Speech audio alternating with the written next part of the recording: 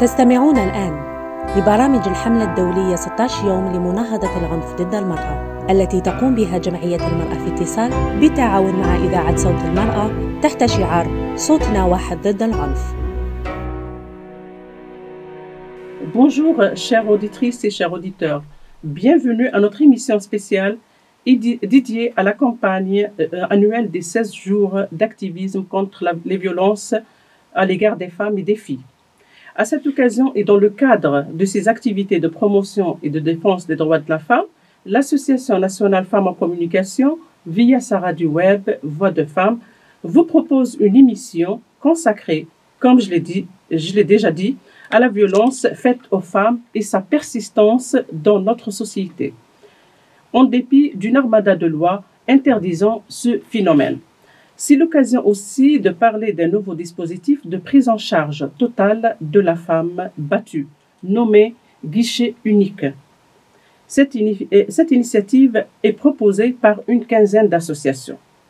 Pour avoir plus d'informations sur cette initiative, nous avons invité Madame Nadia Aidzaï, présidente de SIDEF et avocate de renommée nationale et internationale, surtout en ce qui concerne les droits humains, notamment la femme. Merci. Et Madame Hayat Ramash, coordinatrice du projet Dayen, Yakfi et Stop. Marhaba bikoum, mesdames, soyez les bienvenues parmi nous. Merci pour l'invitation. Madame Aidzaï, on commence d'abord par la campagne des 16 jours d'activisme contre la violence à l'égard des femmes et des filles. Pourquoi 16 jours et pourquoi cette campagne? Absolument. D'abord, c'est une campagne mondiale, n'est pas typiquement algérienne, elle est mondiale. Elle commence le 25 novembre, elle se termine le 10 décembre avec la journée internationale donc, des droits de l'homme. Et c'est une manière de rappeler que les droits des femmes sont des droits humains, indivisibles et interdépendants, et et que nos États sont dans l'obligation de protéger les femmes contre toutes les formes de violence. Donc chaque année, les Nations Unies ont mis en place ces 16 jours d'activités pour que pendant ces 16 jours, on fasse des activités, que ce soit l'État, que ce soit les associations, pour sensibiliser, pour informer sur le grand public, sur ce qui existe chez nous comme mécanisme ou comme loi ou comme activité ou action à faire pour lutter contre ces violences. C'est en fait une forme d'état des lieux de ce qui a été fait par les États membres des Nations Unies sur la protection des femmes contre toutes les formes de violence qu'elles peuvent subir et qu'elles subissent dans leur vie courante. Et dans ce sens, la coordinatrice du projet YEKFI, apparemment, vous avez plusieurs actions dans ce sens, c'est-à-dire pour limiter, ne serait-ce et stopper la violence à l'égard des femmes. Est-ce qu'on peut avoir une idée sur vos projets? Tout à fait. Alors, Dayen Yakfi Stop a été lancé en mars 2021 et a duré quand même presque 3 ans parce que ça se clôture le mois de décembre, ce mois de décembre. Et dans le cadre de ce projet, il y a eu 9 associations qui ont porté ce projet. Il y a la Fondation pour l'égalité, le SIDEF, il y a SOS Femmes en détresse, il y a Tarwa Fatman Soumel, il y a Femmes algériennes revendiquant leurs droits, FARD, donc d'Oran, il y a le journal féministe algérien, il y a eu l'association Atlas Saharien et l'association des femmes élues, des élus locales. Donc, Femmes en communication, la SAR et les femmes en communication. Voilà, ça c'est les associations. Pardon, j'ai oublié femmes en communication parce que je suis chez vous. Donc c'est les associations qui ont porté ce projet pendant 3 ans. Les autres que tu as évoquées comme la SARP et tout, et c'est Nadia qui va peut-être parler davantage, ont rejoint l'initiative après, mais concernant le plaidoyer. Donc, dans le cadre de ce projet, on a eu plusieurs axes sur lesquels on a travaillé. Il y a eu un volet formation. On a donné plein de formations concernant la prise en charge des femmes victimes de violences, communication, plaidoyer, vraiment différentes thématiques pour des membres des associations partenaires et des partenaires des partenaires. Donc, il y a eu quand même plus d'une soixantaine de personnes formées tout au long du projet. Un autre volet, c'est qu'il y a eu cette association qui ont porté aussi des micro-projets, des initiatives dans différents domaines concernant toujours la protection des femmes et des filles victimes de violences. Et il y a aussi un volet important sur lequel on a travaillé, c'est la communication et la campagne de communication et de sensibilisation par rapport aux violences faites aux femmes et aux filles. Dans ce cadre-là, on a une page sur les réseaux sociaux. Pardon, on peut laisser, on va aborder le côté communication. Juste, on va d'abord. Là, je vous donne le cadre du projet pour arriver à ce plaidoyer qui est un des piliers de ce projet Dayen Yekfi Stop. Mais vraiment très rapidement, c'est on a fait une page sur les réseaux sociaux, un site web qui s'appelle Dayen, donc DHYEN.org. Où on a fait de la vulgarisation de différentes informations concernant le droit des femmes, féminisme, violences faites aux femmes. On a fait un dépliant sur le viol et quoi faire si on est victime de viol en Algérie. On a lancé une application qui s'appelle aussi Dayen, DHYEN, que vous pouvez télécharger gratuitement sur Apple Store ou sur Play Store. Et en fait, c'est une application qui permet d'envoyer des alertes, des SMS d'alerte avec une localisation GPS à des personnes proches qu'on choisit sur l'application, ses propres contacts. On choisit des contacts safe à qui on envoie un message par l'application si on est en situation de danger. Voilà. Alors, et là, j'arrive au plaidoyer. Un des axes principaux sur lequel on a travaillé, c'est le plaidoyer. Et donc, ça a pris quand même 2 ans pour arriver à ce mémorandum sur le guichet unique. On revient, Madame Hayat, pardon, on revient sur le guichet unique parce que moi, je dois poser une autre question pour Madame Aïdzaï sur la prise en charge, enfin, ce nouveau dispositif et la prise en charge des femmes violentées. Donc, pourquoi un guichet unique? Alors, pourquoi un guichet unique? C'est une proposition, il faut bien le dire et le rappeler que c'est une proposition à laquelle nous sommes non pas les seuls à être arrivés pour dire qu'il est important aujourd'hui de mettre en place ce guichet unique, mais c'est une idée qui a traversé même les institutions. Si on se réfère à ce qu'a fait l'ex-ministère de la Condition féminine avec sa stratégie nationale de lutte contre les violences, dans cette stratégie, on avait mis en exergue toutes les institutions, tous les services qui prenaient en charge des femmes victimes de violences. Et il y en a. Ça va du médecin légiste à la police, à la justice, aux maisons d'accueil. Ce sont des services qui sont là, qui fonctionnent, mais la stratégie elle-même a mis en évidence le manque de coordination entre ces services et ils avaient d'ailleurs proposé à ce que cette coordination se fasse, déjà dans la stratégie nationale de lutte contre les violences et qui a été reprise dans le manuel de communication que ce ministère délégué à la condition de la femme a aussi produit. Et tout dernièrement, avec le ministère de la Justice, on avait travaillé dans le cadre d'un projet PASJA, et où on a fait 2 journées sur les violences, sur la protection des victimes de violences, et où l'Assemblée est revenue sur cette proposition du guichet unique de coordination des services publics. Donc nous, en tant que mouvement associatif, ces 15 associations aujourd'hui qui sont porteuses de cette proposition. Nous avons repris ce qui existait, ce qui a été fait pour les violences, de l'enquête de prévalence jusqu'à la stratégie, les services, le travail qu'a fait la DAS, le travail que fait la police. On les a mis en évidence en disant voilà les services qui travaillent. Aujourd'hui, il est impératif de mettre au point deux choses. Un système national de statistiques unifié, parce que c'est important, ce n'est que comme ça que l'on peut connaître le nombre de femmes victimes de violences, puisque même les chiffres sont éparpillés entre plusieurs organismes, police, gendarmerie, DAS, associations et autres, ministère de la Santé, médecins légistes.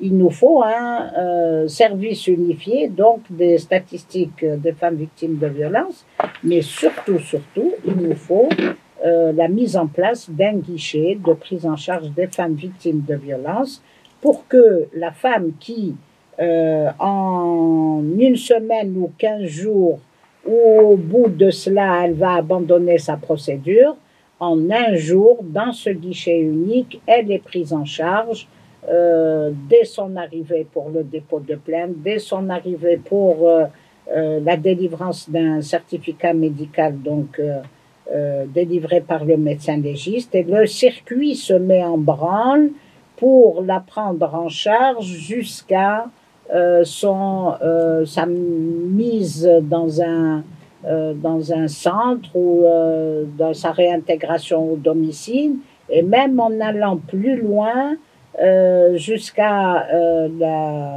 l'accompagnement donc judiciaire, le jugement et sa réintégration sociale. Bien sûr, il faudra réfléchir à soit qu'elle soit dans le centre, soit qu'elle revienne à la maison, soit qu'on lui donne un logement, parce qu'à un moment donné, cette femme fera face à un divorce ou autre. Donc, dans ce guichet unique, tous les services seront là, seront représentés, médecins légistes, police, procureur,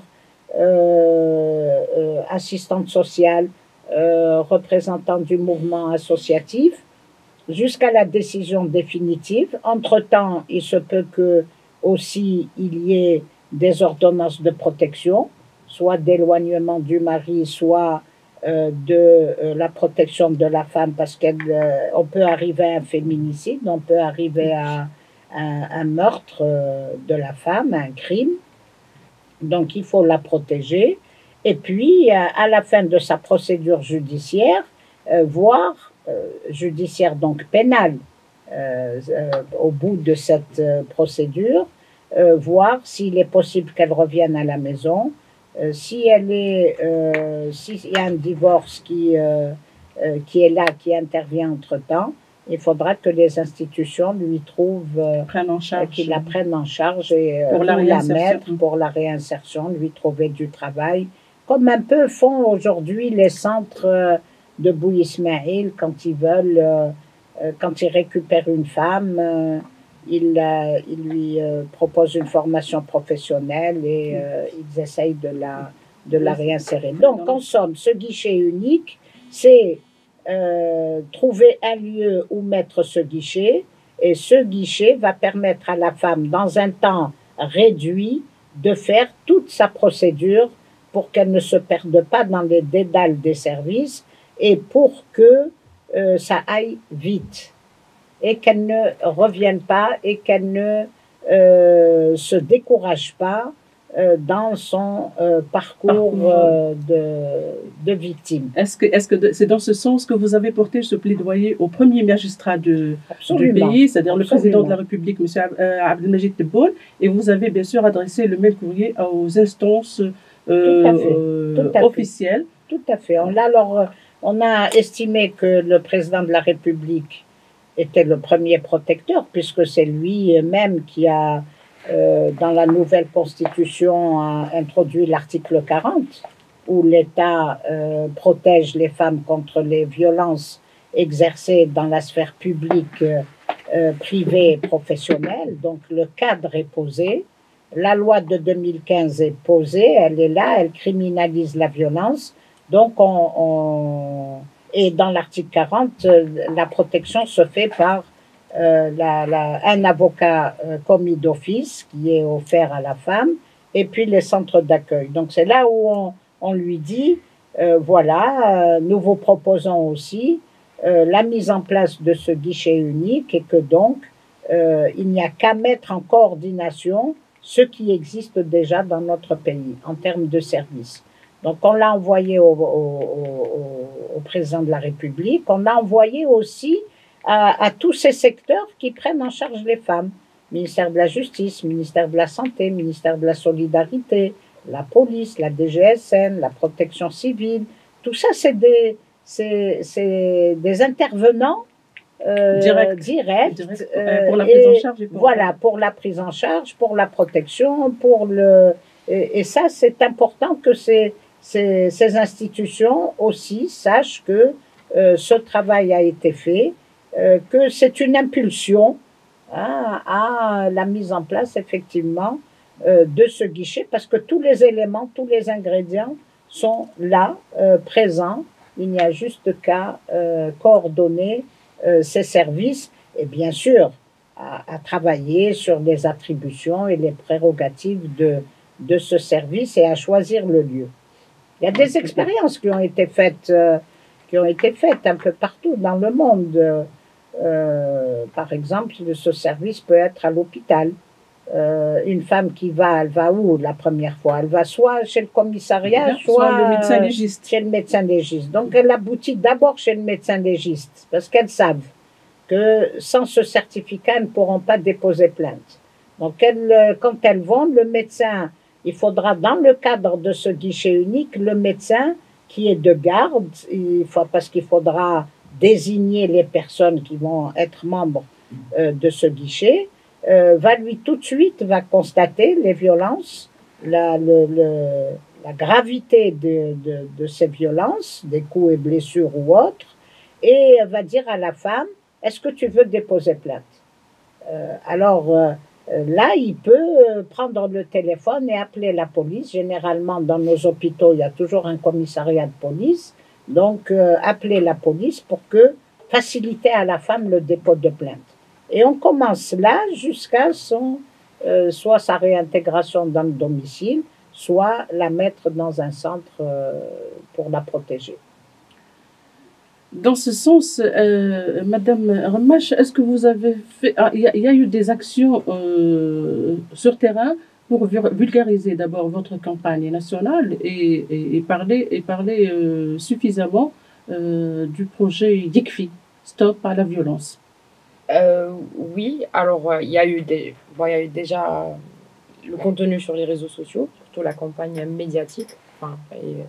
Donc est-ce que vous avez accès seulement sur la campagne médiatique, ou bien sur terrain vous avez quand même... Il y a eu aussi des initiatives sur le terrain menées par les associations partenaires que j'ai citées au début, et c'est elles qui ont mis en place des actions de sensibilisation sur les violences faites aux femmes et aux filles, et ça a pris différentes formes et ça a touché quand même une vingtaine de villes en Algérie. Ça a touché vraiment des villes de toutes les régions du nord au sud et de l'est vers l'ouest. Est-ce que déjà ça commence à avoir un écho, c'est-à-dire ce travail de campagne et de lutte contre les violences? Oui, mais je dirais que la lutte contre les violences faites aux femmes, c'est un combat qui va continuer. Nous, on a essayé de participer à sensibiliser. Après, nous, l'impact, on le voit autour de nous à travers les personnes qui ont été touchées par le projet. Après, c'est clair que pour éradiquer les violences, il faudra continuer. Tout un parcours de combattants. Exactement. Madame Aïdza, s'il vous plaît, est-ce qu'on a des chiffres fiables, plus ou moins, la DGSN, la gendarmerie, le ministère de la Justice? Est-ce que vraiment on a des statistiques fiables de violence à l'égard des femmes et des filles, et surtout avec le phénomène de féminicide, là, les femmes tuées, battues et tuées... Alors, les chiffres sont un peu éparpillés. Le ministère de la Justice, il en a. il a le nombre de femmes qui déposent plainte pour les violences qu'elles subissent. Mais on ne les a pas. Il devrait les communiquer parce que c'est tout à fait naturel que l'on communique des chiffres parce que ça sert à des études, ça sert à faire énormément de choses avec, à faire des analyses et à contribuer à mettre en place des politiques publiques. Donc le ministère de la Justice en a, la police en a, la DGSN en a, la gendarmerie en a, les associations en ont, les DAS. Donc nous, ce qui nous importe, c'est ce que la police en fait nous donne, la DGSN nous donne toujours les 9 premiers mois de l'année. Donc elle nous donne des chiffres qui varient entre 7 000 à 7 500 femmes qui ont déposé plainte. Si vous cumulez ça avec celle de la gendarmerie, on est à 12 000 plaintes par an, mais j'ai l'impression que ce chiffre est le même que celui des années précédentes. C'est toutes les années. Moi, je me rappelle, ça fait quelques années avec la DGSN, avec la stratégie globale. Là, c'est toujours les mêmes chiffres, entre 7 000 et 8 000. C'est ce qu'on nous donne et c'est ce qu'on prend. Voilà. Donc, on ne peut pas faire autrement. Par contre, je peux vous dire que dans le sondage que nous avons fait en 2022 sur le degré d'adhésion aux valeurs égalitaires, et on a posé une question aux femmes, parce qu'il y avait 1200 femmes, 1200 hommes, une question aux femmes: avez-vous été victime de violences au courant de l'année 2022? On a 900 000 femmes, 900 000 femmes qui nous ont dit avoir été victimes de violences pendant ou au courant de l'année 2022. Alors vous prenez les chiffres, 900 000 femmes, et on n'a que les chiffres de 2022 police, on était à 5 792 plaintes. Vous voyez, entre 900 000 femmes qui ont été victimes. Regardez l'écart. 900 000 femmes battues, victimes de violences, par rapport à l'échantillon de 1200 femmes interrogées sur tout le territoire national. Après, les statisticiens vous font un calcul qui aboutit aux 900 000. Ce n'est pas moi qui le dis, hein. Je ne suis pas statisticienne. Oui. Moi, je suis juriste. Donc, on nous a donné ce chiffre de 900 000 femmes. Donc, regardez l'écart entre ces femmes-là qui disent avoir été battues en 2022 et le nombre de plaintes. Allez, même si on aurait eu les 12 000 ou 20 000 ou 30 000 plaintes, on a quand même 850 000 ou 870 000 femmes qui n'ont pas déposé plainte. Pourquoi? C'est des raisons. Il faut se poser des questions sur les causes de la violence et sur les raisons du refus des femmes de déposer plainte. Les femmes se taisent. Jusqu'à présent, 2023, les femmes se taisent. Et pourtant, la loi protège. Et pourtant, l'état des services d'accueil, l'état des services d'hébergement, c'est vrai, ce n'est pas suffisant. 3 centres d'accueil gérés par le ministère de la Solidarité, Annaba, Mostaganem, Bou Ismaïl, 3. Vous avez 2 centres gérés par des associations. Il y a très peu de places, très peu de lits. C'est insuffisant. Il faut revenir sur le fait de dire que dans chaque wilaya, il faut qu'il y ait un centre d'accueil ou d'hébergement. Au moins des services d'urgence, des services d'accueil d'urgence, pour éviter d'arriver au féminicide. Le féminicide, on nous a donné les derniers chiffres entre 2022 et 2023, on nous a dit 220 féminicides. 220 féminicides, ça, c'est ceux qui ont été déclarés dans les journaux. C'est-à-dire ce que la communication, ce que les journalistes, que certains vont considérer comme des faits divers.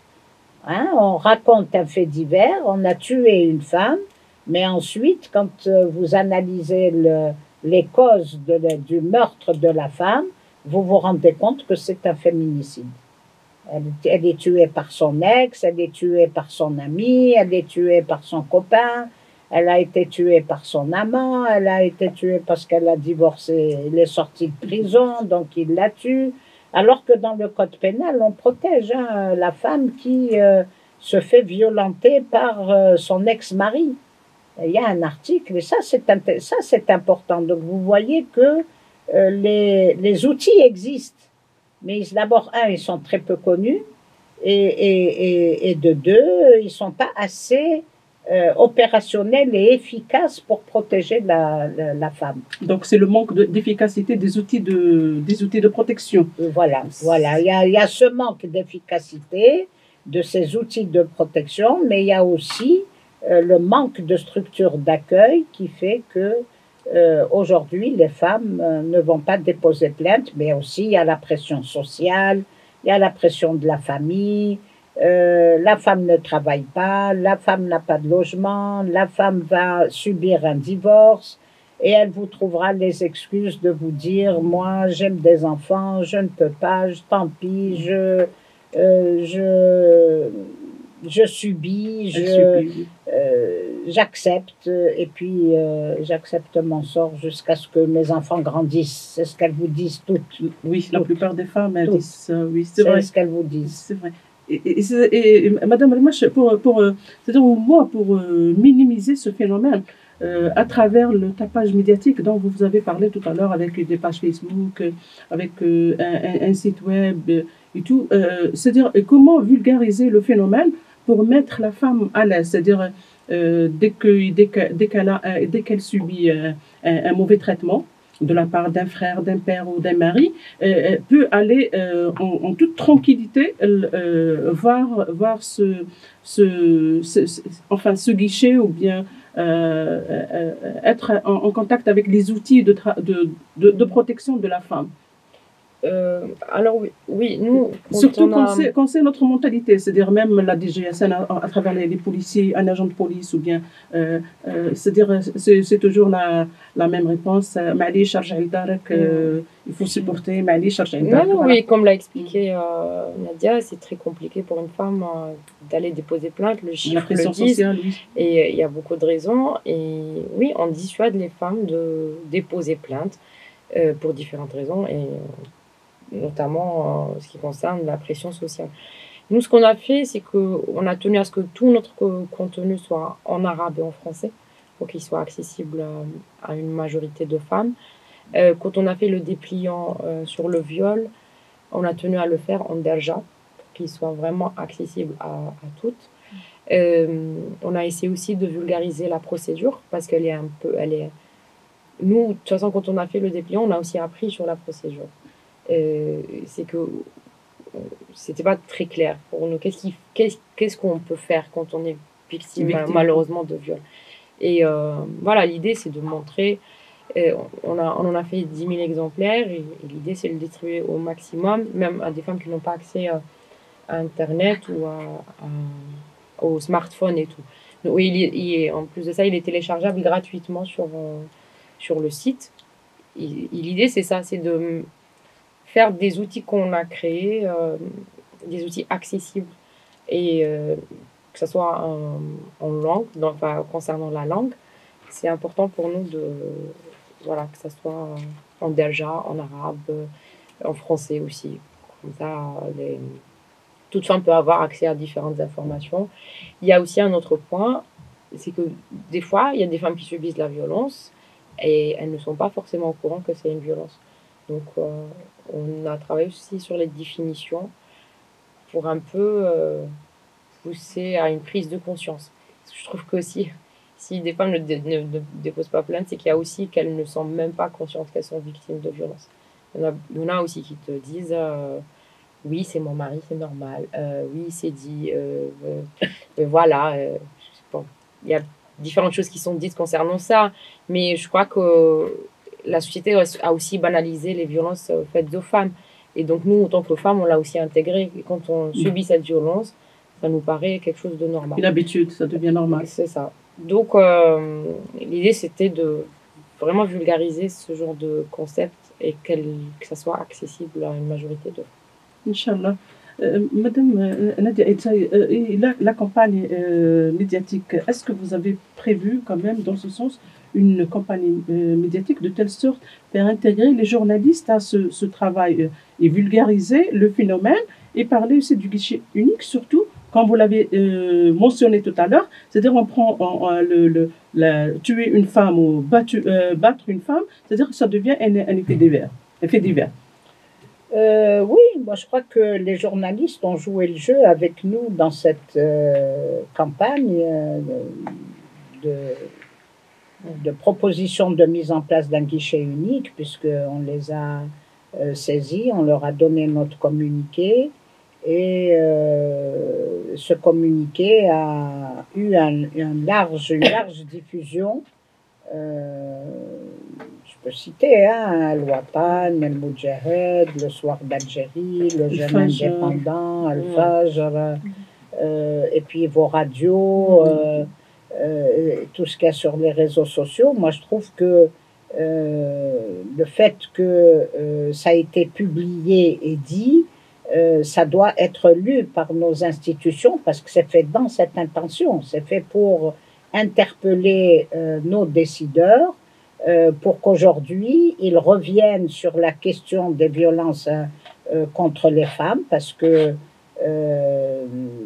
il y a urgence pour mettre en place une politique publique, déjà faire l'évaluation de la stratégie nationale de lutte contre les violences. Il y a encore beaucoup d'aspects dans cette stratégie qui méritent d'être travaillés et sur lesquels on doit encore travailler. En tout cas, nous, mouvements associatifs, nous travaillons toujours sur cette stratégie et nous travaillons beaucoup sur le plan de communication qui a accompagné la stratégie nationale de lutte contre les violences. Donc, c'est fait pour que l'on revienne sur cette question des droits des femmes, sur cette question des violences à l'égard des femmes, parce que notre État n'a jamais failli, a toujours été présent, et a toujours essayé de répondre à ces questions-là.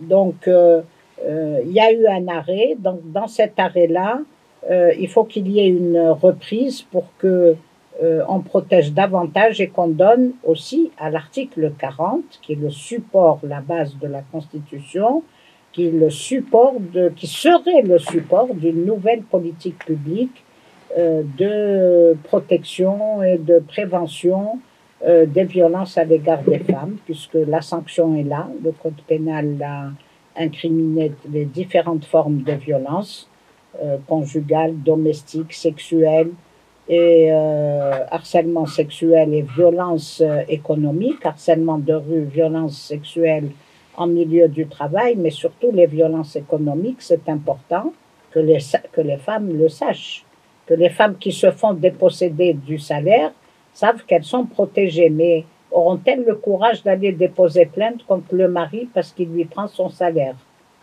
Or, ça existe, c'est le législateur l'a mis. C'est parce qu'il a eu des statistiques de femmes qui ont été dépossédées de leurs biens et du salaire. Donc il y a cette protection qui doit être faite, et je trouve que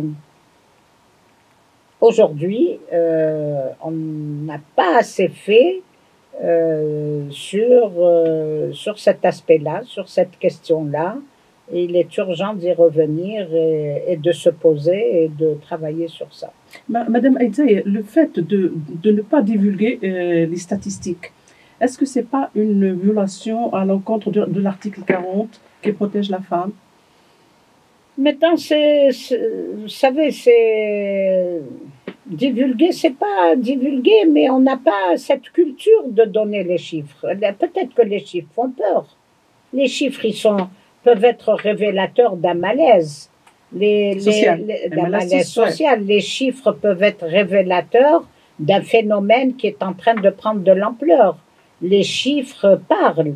Et lorsque les chiffres parlent, quand les chiffres parlent, les chiffres sur les inégalités, les chiffres sur les violences, les chiffres sur le harcèlement sexuel, les chiffres dans le milieu du travail, pourquoi l'ONS est là à nous donner des chiffres? C'est l'ONS qui est le principal pourvoyeur des chiffres, puisque on travaille aussi sur les chiffres de l'ONS, la Mix 6. Donc, quand les chiffres sont là, c'est ça qui permet aux décideurs de corriger leur politique publique. Les chiffres servent à ça, ils ne doivent pas être cachés. S'ils sont cachés, c'est qu'il y a un malaise quelque part. Mais les chiffres n'ont pas à être protégés. Moi, j'aurais aucune honte à dire j'ai 900 000 femmes qui sont battues dans mon pays. Mais moi, décideur, qu'est-ce que je dois faire pour éviter que ces 900 000 femmes soient battues? Donc, je dois faire dans l'éducation, je dois faire dans la communication, je dois faire dans la protection. Vous voyez, il y a beaucoup d'aspects que moi, décideur, je peux faire, et ensuite, c'est pris par une politique publique. Quand elle est mise en œuvre, elle est mise en œuvre par les ministères, elle est mise en œuvre par le mouvement associatif, elle est mise en œuvre par les services publics. Donc voilà, mais il faut pas avoir peur de dire dans ma société, il y a ces phénomènes-là. Au contraire, dans tout pays, on a toujours scruté sa société pour résoudre les phénomènes, et même quand ils sont nouveaux qui arrivent, à les criminaliser, comme le féminicide. Il faut aujourd'hui criminaliser le féminicide. Il faut aujourd'hui mettre en place un guichet unique. C'est urgent. Pour ne pas aller au féminicide, je mets en place ce guichet unique qui me permet de suivre la procédure de la femme du premier pas qu'elle aura à faire jusqu'à sa réinsertion. C'est une manière de la protéger, et c'est de la responsabilité de l'État. L'État protège ses citoyens. C'est l'État qui protège. Après, il y a divers services qui vont accompagner cette protection. Voilà, c'est un peu ça que nous demandons. C'est pas et les chiffres, effectivement, les chiffres permettent de scruter l'évolution ou alors la régression d'une société. Du phénomène, oui. Voilà. Donc, et ça, c'est important. Nous, en tout cas, au CIDEF, c'est notre politique. On essaye de travailler sur les chiffres pour dire à nos décideurs, regardez. Informer les décideurs. Voilà, informer les décideurs sur les discriminations, sur les inégalités, parce que quand même, jusqu'à présent, l'égalité est un principe constitutionnel, la non-discrimination est un principe constitutionnel, et la violence aujourd'hui exercée contre les femmes est un frein à la mise en place de l'égalité, est un frein à la construction de l'égalité. La discrimination et la violence sont des freins à la construction de l'égalité. Madame Ramash, s'il vous plaît, qu'est-ce que vous attendez de votre projet, de ce projet? Nous, on est arrivés à la fin et nous sommes très ravis par rapport à ce qu'on a pu apporter. Et nous espérons qu'il va continuer à progresser. Hein, parce que, comme je l'ai dit tout à l'heure, la violence n'est pas encore éradiquée. Donc, tant qu'elle n'est pas éradiquée, on est là. Et voilà, donc nous espérons continuer et nous continuerons à aussi à lutter contre cette violence faite aux femmes et aux filles. Inch'Allah. Madame Edzaï, à vous le dernier mot. Les résultats escomptés de ce projet, de cette belle initiative? C'est d'abord d'être écouté, d'être entendu, d'être écouté, qu'au niveau des pouvoirs publics, et je sais que l'idée est en marche aussi de leur côté, que cette proposition les agrée, en fait, que cette proposition soit reprise par eux pour la mise en place, pour la coordination ou la mise en réseau de tous ces services qui prennent en charge les femmes victimes de violences. Et ça ne sera que tout à leur honneur d'avoir contribué aux 16 jours de la violence pour dire on s'implique avec vous dans la création de ce guichet unique. Inch'Allah, eh ben, c'est un plaisir, c'est un beau travail aussi. Merci pour votre présence, merci pour votre attention et merci beaucoup. Et au revoir. Au revoir.